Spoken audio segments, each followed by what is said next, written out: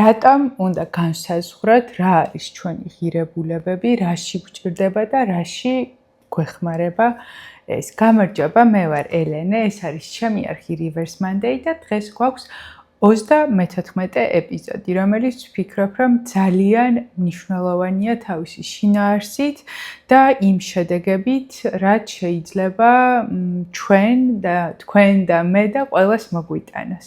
ზოგადად, როცა ღირებულებებზე ვსაუბრობთ, ადამიანებს გქონია, რომ რაც კარგია, რატომაც არა, ყველა ღირებულება ჩემი იქნება.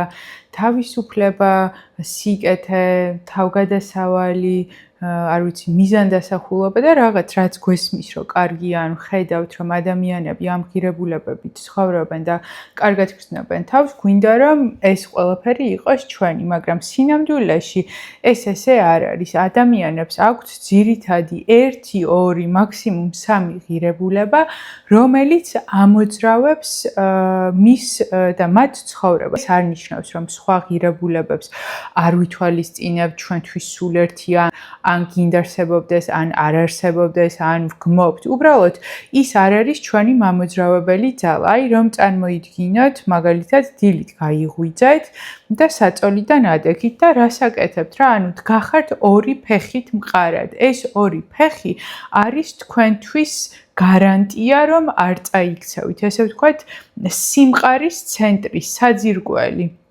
რაც გაგრძნობინებს თავს დაცულად, სტაბილურად, კოორდინაციას არ კარგავთ და მოძრაობთ სივრცეში.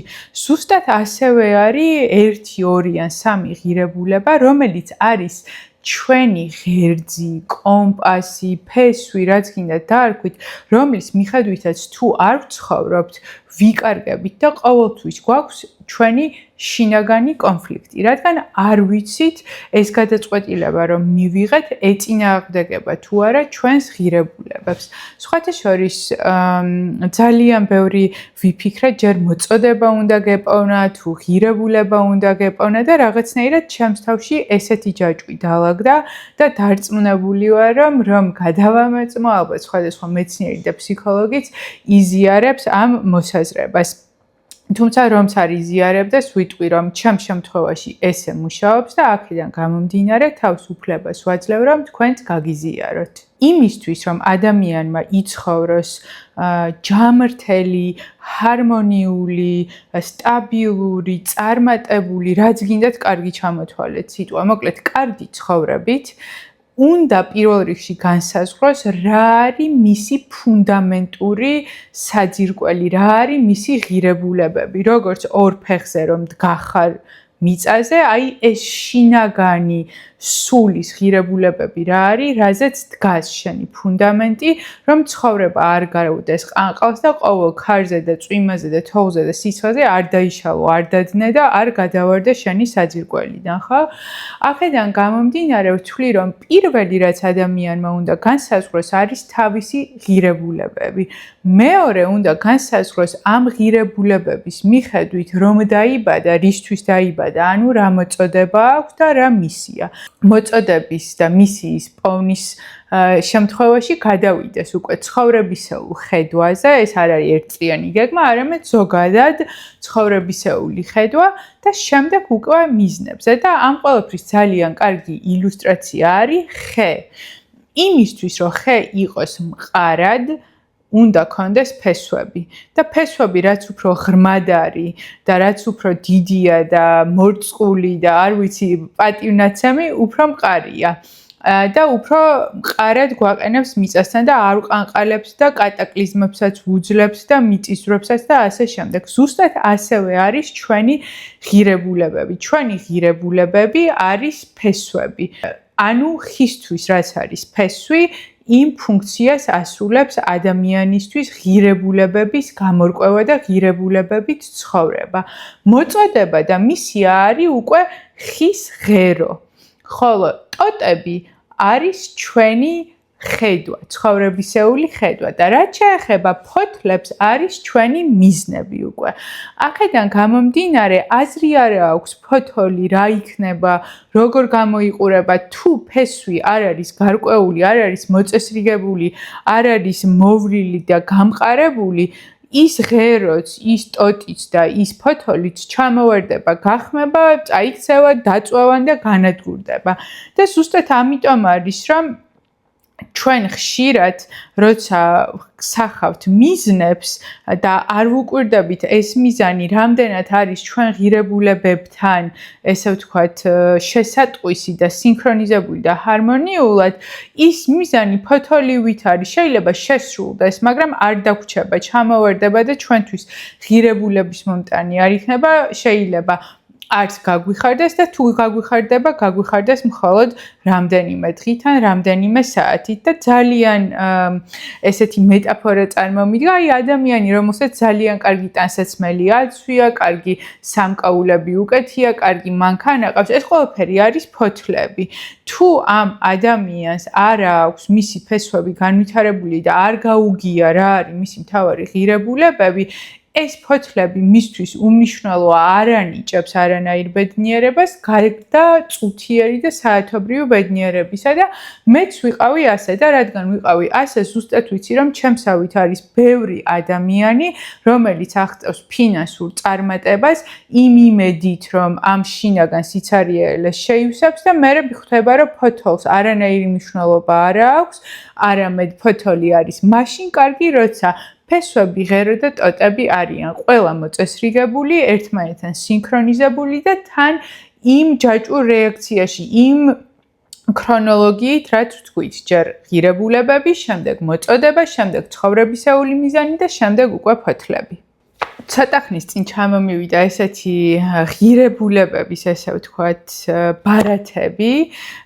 ეს ბარათები გადმოვთარგნე, ანუ გავაკეთე ჩემ თავზე დავტესტე, გავაკეთე ჩემს რამდენიმე კლიენტთან და განვსაზღვრეთ, ესე ვთქვათ, ჩვენი ღირებულებები და მე მოწოდება, მისია, ჩვენი ცხოვრებისეული ხედვა და მიზნები, მოკლედ რა გავაკეთე, გადმოვთარგნე ეს ასევე რამდენიმე ღირებულება დავამატე, რაც ვთვლი, რომ საჭიროა ყოველ შემთხვევაში ჩვენი მენტალობის ადამიანებისთვის, ჩვენ მენტალობაში გულისხმობ, ანუ ქართულ კონტექსტში, თუმცა სულ ორი დავამატე და არაფერი ისეთი არ არის.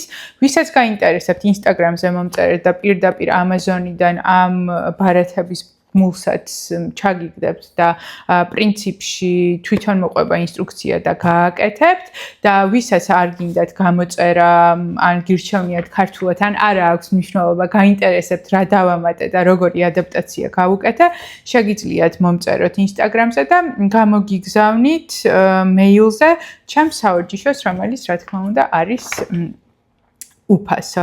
და რაში დაგვეხმარება ეს სავარჯიშო? რაში დამეხმარა მე და რაში შეიძლება დაგეხმაროთ თქვენ, რადგან ყველაფერი არის ინდივიდუალური. მე მივხვდი, რომ რაც არ უნდა არსებობდეს მეცნიერების კვლევა, ასე შემდეგ. შეიძლება ჩემზე იმოქმედოს ისეთმა პრაქტიკამ, რომელიც არანაირი კვლევით არ არის დადასტურებული, იმიტომ რომ მე მისი მწამს. და რაღაცამ, რაც არის 1000 გზის დადასტურებული და ესე ვთქვათ, გადამოწმებული, არ იმოქმედოს ჩემზე, იმიტომ რომ მე არ დავიჯერე მისი. აქედან გამომდინარე, ვერ გეტყვით, რომ ეს თქვენთვის ნამდვილად იმუშავებს, შემიძლია ვთქვა, რომ ჩემთვის ნამდვილად მუშაობს, ნეირომეცნიერების აზრით მუშაობს, ფსიქოლოგების, კოუჩების და თერაპევტების აზრით მუშაობს. თუმცა თქვენ უნდა მიიღოთ ინდივიდუალური გამოცდილება, მაგრამ 2 საათი იმისთვის, რომ გაიგოთ რა არის თქვენი ცხოვრებისეული ღირებულებები და ამ ღირებულებებით ცხოვრობთ თუ არა, მე მგონი არც თუ ისე დროა, სულ რომ არ მოგეწონოთ ეს სავარჯიშო და ესე ვთქვათ, შედეგი არ მოიტანოს. შესავალში ესე დავუწერე, რომ ეს სავარჯიშო დაგეხმარება, გააცნობიერო ვინ ხარ სინამდვილეში, დაინახო რა გაძლევს ენერგიას, დაიცვა შენი პირადი საზღვრები, მიიღო გადაწყვეტილებები უფრო მარტივად, განსაზღვრო მიზნები, რომლებიც ნამდვილად არის შენი, შეამცირო შინაგანი კონფლიქტი და ჩემ შემთხვევაში აღმოვხვერი შინაგანი კონფლიქტი, მიხვდე რასთან არის დაკავშირებული შენი გადაწყვეტილებები და ზოგადად იცხოვრო უფრო გაცნობიერებულად, მშვიდად და მიზან მიმართულად. და ზოგადად ერთი წინადადებით რო აღწერო, ჩემი აზრით, ღირებულებები არის რაღაცნაირი ჩვენი სინდისის ხმა, შინაგანი კომპასი, რომელიც თუ გავიგეთ რა არის და რისგან შედგება, მე ცხოვრება მარტივია, ჩვენს პირად საზღვრებს ვიცავთ ძალიან კარგად და გადაწყვეტილებებსაც ვიღებთ მარტივად. მაგალითად, თუ მოგზაურობა ბრაზილიაში არ ემსახურება ჩემს ღირებულებებს და ჩემი ღირებულებების აყვავებას, გახარებას და გაღვივებას, მე აღარ წავალ ბრაზილიაში და წავალ იქ, ან საერთოდ არსად არ წავალ, რასაც მიკარნახებს ჩემი ღირებულებები და შესაბამისად, ფოკუსის გასწორება ხდება ძალიან მარტივი. პირობითად ვფიქრობდი, რომ ძალიან მინდოდა მქონოდა არასამთავრობო ორგანიზაცია, რომელიც ჩაატარებდა რაღაცას. მეგონა რომ 2 თვის წინ ეს მინდოდა, მაგრამ მივხვდი, რომ ეს რეალურად ჩემ ღირებულებებთან არ არის ყველაზე ახლოს და არ არის პრიორიტეტული ჩემი ღირებულებებისთვის და იმის მაგივრად, რომ იურისტისთვის მე თქვა, გთხოვ ცვლილება შეიტანე, რისთვისაც რეალურად დავუკავშირდი იურისტს, იმიტომ რომ ვიცი, რომ ეს ორგანიზაცია და ჩანაფიქრი არ არის ყველაზე მარტივი, ახლო და გამართლებული გზა იმისთვის, რომ მე ვიცხოვრო ჩემი ღირებულებებით. ახლა კიდე მეორე პროექტსაც მივადექი, რომელზეც ვფიქრობდი, რომ მინდოდა და ეს მჭირდება და მივხვდი, რომ არა, ეს ჩემ ღირებულებებს არ ჭირდება. ის კი არა, რომ ეს პროექტებია ცუდი, ძალიან კარგია თავისთავად, უბრალოდ არის გადახვევა და გზის დაგრძელება იქამდე, სადაც მე მინდა მისვლა. ამ სავარჯიშოში დავწერეთ დაახლოებით 80 ცოტა მეტი ღირებულება, რომელიც ჩემი წარმოდგენით და სხვების აზრებით არის ღირებულებები, თუმცა ძალიან ისეთი საკითხია, შეიძლება თქვენთვის სხვა რაღაცაც იყოს ღირებულება, ამიტომ სავარჯიშოს კეთებისას აქაც მიწერია, რომ თავისუფლად იგრძენით თავი იმაში, რომ დაამატოთ ის ღირებულებები, რაც ესე ვთქვათ, თქვენ მიგაჩნიათ, რომ აკლია და წარმოდგენისთვის ესეთი ღირებულებები მიწერია. წარმოდგენა რომ შეგექმნათ, ესეთი ტიპის ღირებულებები მიწერია: ავთენტურობა, სულიერება, გართობა, მიმღებლობა, სიყვარული, გარემოზე ზრუნვა, გულწრფელობა, ერთგულება, სილამაზე, სიმდიდრე, ასე შემდეგ და ასე შემდეგ. ამას ნახავთ, ეს მარტივი ნაწილი არის და როგორც გითხარით, შეგიძლიათ რომ დაამატოთ ისეთი ღირებულებები, რომლებიც თვლით რომ აკლია. თუმცა, ჩემი რჩევა იქნება, რომ თავად სავარჯიშოს შინაარსი და ინსტრუქციები არ შეცვალოთ. კერძოდ კი, რა არის ეს ინსტრუქციები? ყველა ღირებულება უნდა მონიშნო თავიდან და ძალიან მარტივად შეგიძლიათ მონიშნოთ თვითონ PDF-ის ფაილში ან ამობეჭდოთ და ისე გააკეთოთ. მე როგორც ნეირომეცნიერების მიმდევარი და მოყვარული, გირჩევთ რომ ამობეჭდოთ და ფურცელთან იმუშაოთ, მაგრამ შეგიძლიათ ელექტრონულადაც გააკეთოთ.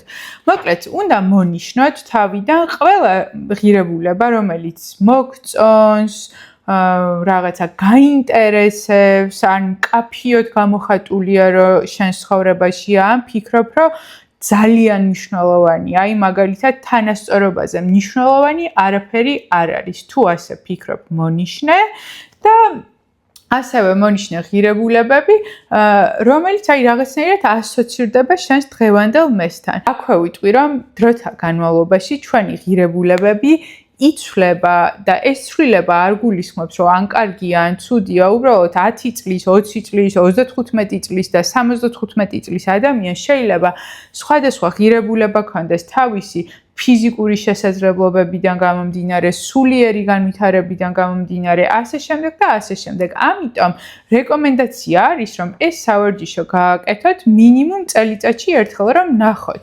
ისევ იმ ღირებულებებზე გახართ, ისევ ის ორი ღირებულებაა თქვენი, ესე ვთქვათ, ფიზიკური ფეხის ექვივალენტი შინაგანად თუ არა. მას შემდეგ, რაც მონიშნავთ ამ ყველა, ესე ვთქვათ, თქვენთვის საინტერესო თუ მნიშვნელოვან ღირებულებას, უკვე გადადიხართ შემდეგ ნაბიჯზე, რაც არის, რომ ამ მონიშნულიდან უნდა აარჩიოთ მხოლოდ 10 ღირებულება და კიდევ ერთხელ განმეორდები, რომ არ ნიშნავს ეს არ არის ჩემთვის მნიშვნელოვანი, უბრალოდ ნიშნავს, რომ მე არ მოქმედებ ამ ღირებულებებისთვის ყოველდღე, ან არ მინდა რომ ვიმოქმედო, იმიტომ რომ ჩემთვის უფრო მნიშვნელოვანია სხვა რაღაც. მაგალითად, თუ ჩემთვის ყველაზე მნიშვნელოვანია თავისუფლება, მე შეიძლება თავისუფლების გამო უარი ვთქვა თანასწორობის ღირებულებაზე, რაც არ ნიშნავს, რომ მის საწინააღმდეგოდ მოქმედებ, არამედ ნიშნავს, რომ იმდენად მოცული ვარ თავისუფლების წყურვილით, სხვების განთავისუფლებით, ამ ღირებულებისთვის ბრძოლით, შექმნით რაღაც სივრცის, რომ დრო აღარ მრჩება თანასწორობისთვის და მოდი ამ თანასწორობას იმან მიხედოს, ვისთვისაც ეს ისეთივე დრაივია, როგორც ჩემთვის თავისუფლება. ამიტომ თავს არ მიუდგეთ კრიტიკულად, რომ ვაიმე სამართლიანობაზე თუ ვიტყვი, რომ არ არის ჩემ ღირებულებათა ხუთეულში, რამე ცუდი ადამიანი ვარ. ესე არ არის, იმიტომ რომ ყველა ღირებულება არის კარგი და გვინდა არ გვინდა ჩვენ უფრო კარგად გამოგვდის იმ ღირებულებით ცხოვრება, იმ ღირებულებისთვის თავდადება და შრომა, რომელიც არის ჩვენი და არა საზოგადოებისთვის და არა საზოგადოებაში აღიარებული როგორც ყველაზე კარგი ღირებულება. მოკლედ, მას შემდეგ რაც აარჩევთ 10 ღირებულებას, შეგიძლიათ გადაავლოთ კიდევ ერთხელ თვალი და დაიმახსოვროთ, რომ აი ეს არის რაღაცნაირად თქვენი ღირებულებების სხეული. აი ჩვენ ხო გვაქვს რაღაცა ხელი, ფეხი, თავი, მთლიანად სხეული. როგორც გინდათ წარმოიდგინეთ, მოკლედ თქვენი ღირებულებების ათეული. შემდეგ უკვე გადავდივართ ამ ათეულიდან ხუთეულზე და ეს ხუთეული არის ზუსტად რასაც ვეძახით საძირკველს. ანუ ამათიდან ვარჩევთ ამათში უფრო მნიშვნელოვან ხუთს და აქედან ხვდებით, რომ ეს ხუთი ღირებულება არის ის, რაც აღწერს ჩვენს პიროვნებას. ანუ საძირკველი, აი ამოთხარეს მიწა და რა ვიცი, ჩაასხეს 50 სართულიანი შენობის საძირკველი, ხო? აი ეს ხუთი ღირებულება არის თქვენი საძირკველი, მაგრამ ხუთიც ბევრია იმისთვის, რომ თქვენ ყველა გადაწყვეტილება გადაამოწმოთ ამ ხუთთან მიმართებაში, სწორად მიიღეთ თუ არა, ანუ ბევრია ფოკუსისთვის, იმისთვის, რომ ადამიანმა წარმატებას მიაღწიოს, ჩემი განმარტებით თუ თქვენით არა აქვს მნიშვნელობა, ანუ ფოკუსირდეს და რაღაცისკენ იაროს წინ, რაც შეიძლება სწრაფად, სასიამოვნოდ, თავის შესაძლებლობებიდან გამომდინარე, ფოკუსი უნდა იყოს ვიწრო, ანუ 5 რაღაცას რო ადარებ შენ გადაწყვეტილებას ეს გავაკეთო თუ ის იბნევი, ანუ ფოკუსი ისევ არის გაშლილი. აქედან გამომდინარე, ჩემი რჩევაა და სავარჯიშოშიც დავწერე, რომ ამ ხუთიდან რაც არ უნდა რთული იყოს, უნდა აარჩიო 2 ღირებულება. 2, როგორც ფეხი გაქვს 2, აი ისე მარტივად უნდა იყოს შენი შინაგანი კომპასი, რაღაცა 2 ისრისგან, არ ვიცი, 2 ღირებულებისგან, რისგანაც გინდა, ანუ შესატყვისი თქვენ დაარქვით ღუზა თუ ღერძი, მაგრამ უნდა იყოს 2 ბოძი. და ყველაზე კარგ შემთხვევაში 1, თუ გინდათ, რომ ძალიან სწრაფად წახვიდეთ წინ და ზუსტად მიხვდეთ ცხოვრებისგან, რა გინდათ. ჩემ შემთხვევაში დავიყვანე 2-მდე, ვერ გამოვარკვი ეს 1 რომელია და ამ ბარათების ავტორსაც ბოლო ეტაპად აქვს 2, ამიტომ მოდი ჩვენც ამ ეტაპზე იყოს 2 და მე თუ შეგიძლიათ ახლა გავაკეთეთ 1-ის არჩევა, თუ არა და იყოს 2 და აი რაღაცნაირად შეადარეთ შეგრძნება დილის გაღვიძებას, დადგით 2-ვე ფეხი, ხართ მყარად. აი ასე არის ეს 2 ღირებულება მერე თქვენს ყველა მიზანთან, ცხოვრებისეულ ხედვასთან დაკავშირებით და ძალიან გეხმარებათ მკაფიო პასუხები იპოვოთ ისე, რომ არ გქონდეთ შინაგანი კონფლიქტი. ამ სავარჯიშოს რო ვაკეთებდი, 5 ღირებულებიდან 3-ზე ჩამოყვანა ძალიან გამიმარტივდა, მაგრამ აი 2-ზე ძალიან გამირთულდა. და ჩემი სამეული იყო თავისუფლება, შენი მოწოდებით ცხოვრება, ანუ ჩემი მისიისთვის ცხოვრება და წარმატება.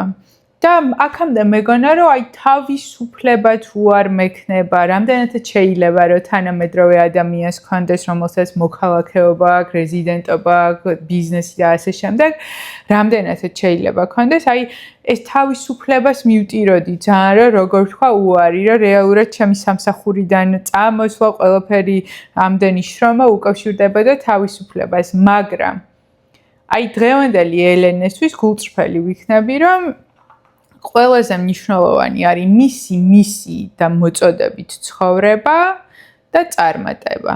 წარმატებას აქვს ჩემთვის ჩემი განმარტება, თქვენთვის თქვენი განმარტება, ვიღაცისთვის სხვა განმარტება, დასავლური სამყაროსთვის სხვა განმარტება და აზიელებისთვის სხვა განმარტება, მაგრამ ჩემთვის რაც არის წარმატება, ის არის ძალიან მნიშვნელოვანი და შესაბამისად თავისუფლება დავთმე, ანუ შემილია თავისუფლება შევიზღუდო, ეგ დაშვება გავაკეთე, თუ მე ჩემი მოწოდებით ვიცხოვრებ და ამ მოწოდებით ვიქნები წარმატებული და აი გასწორდა შიგნით ყველაფერი.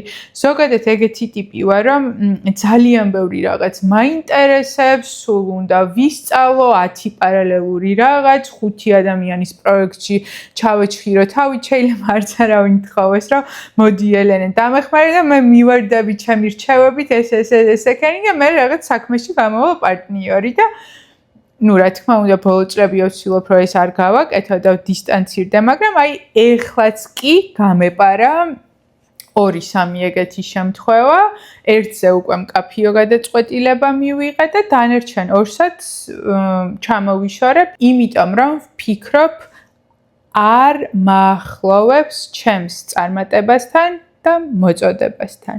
რაც არ უნდა მარტივად ჟღერდეს, რომ აი ჩემი ღირებულებები არის, რომ კეთილი ვარ და რაღაცა გულწრფელი ვარ და ხალხის დახმარება მიყვარს და ხელგაშლილი ვარ, რაც არ უნდა ეგრე ფიქრობდეთ, დამიჯერეთ, რომ ამ 80-დან და თუ გინდა 100 იყოს თქვენთვის და 120 ღირებულების, ასე ვთქვათ, ტიპი, ყველას გვაქვს სხვადასხვა მნიშვნელოვანი ღირებულებები და არ ნიშნავს, რომ ჩვენ ვინმეზე ამით უკეთესები ვართ, ან არ ვართ უკეთესები და არც იმას ნიშნავს, რომ იმიტომ რომ მე წარმატება და ჩემი მოწოდები ცხოვრება მინდა, რომ კეთილი არ ვარ, მაგრამ ქველმოქმედებაში არ გადავეშვები თავით. ვაცდი ადამიანებს, ვისთვისაც ნომერ 1 ღირებულება იმათმა იმოქმედონ და იცხოვრონ ქველმოქმედებისთვის და მოდი მე ჩემი მისიით ვიცხოვრებ და ამით დავეხმარები სხვაებს.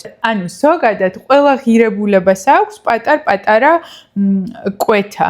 აქედან გამომდინარე გაინთავისუფლეთ თავი იმისგან, რომ კარგი გოგო და კარგი ბიჭი უნდა ვიყო და ისეთი ღირებულებები ავარჩიო, რომელსაც დედა-მამა ან საზოგადოება ითხოვს ჩემგან, იმიტომ რომ იქნებით უბედურები, გექნებათ შინაგანი კონფლიქტი, ვერ მიხვდებით რა გინდათ ცხოვრებისგან, ვერ იპოვნით თქვენს მისიას, ვერ განსაზღვრავთ თქვენ ცხოვრების ეულ ხედვას, ვერ დაგეგმავთ მიზნებს, ძალიან ბევრ რაღაცაზე ამბობთ უარს იმ მომენტამდე, სანამ არ ეტყვით თქვენ თავს პატიოსნად რა არის თქვენი ღირებულებები და არ აღიარებთ ამას.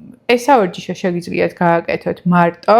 სიმართლე რომ გითხრათ, მე ყველას ვურჩევდი რომ გააკეთოს მარტო, რომ იყოს საკუთარ თავთან გულახდილი ან გულწრფელი, მაგრამ თუ გაქვთ სურვილი რომ კოუჩინგის ფარგლებში გავაკეთოთ ერთად იმ თვალსაზრისით, რომ დაგისვათ კითხვები და არა ის რომ მე თქვენ მაგივრად გადავწყვიტო რა არის თქვენი ღირებულებები. დავურთავ კოუჩინგის ლინკს ამ ვიდეოს და შეგიძლიათ იქიდან დაჯავშნოთ ჩვენი შეხვედრა ან მომწერეთ ინსტაგრამზე და დაგეხმარებით დაჯავშნაში. ამთვის ეს ეპიზოდი იყო გულის ამოძახილი. სანამ ეს ბარათები ჩამოვიდო და უკვე გავაკეთე ქართული პროტოტიპი ამ ბარათების ვერ ვითმენდი, ისე მინდოდა რომ გამეკეთებინა და ნუ მე რო გავაკეთე და ჩემს რამდენიმე კლიენტებს დავტესტე, მივხვდი რომ ეს ის არის, რაც ძალიან დაეხმარება ჩემს მაყურებელს და არა მარტო ჩემს მაყურებელს და გადავწყვიტე რომ ამის შესახებ ჩამეწერა ეს ეპიზოდი დროებით. დიდი მადლობა და გამოიწერეთ ჩემი არხი.